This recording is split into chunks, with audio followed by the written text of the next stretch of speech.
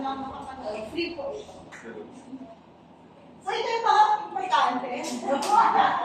So, prices. So, from the go, meron tayong 10,000. Tapos may trophy. Nakita ko na yung drawing ng trophy. Maganda siya. Of course, may certificate din para pang-submit sa LB. Tapos, yung ito po, yung first place, baka i-display ko siya sa atrium. Pinili namin yung atrium kasi pwedeng pumasok yung barangay sa atrium kahit walang permit. So, pwede magpa-picture all throughout.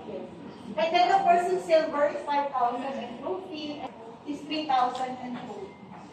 So, and of course, bragging rights, di ba? Ay, kami yung nanalo.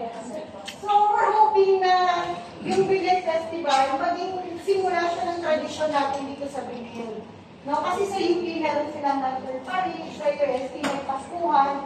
So, sa atin naman Bilin. So, kung magagawa natin po, magiging part tayo ng history mula yung tradisyon ng paggawa ng Bilin. Dito sa Binil, at Makayan, Pasay, and Manila, of course. Sige, so ato na po, yun na po yung introduction na sa Bilin. At I hope po marami tayong matutunan at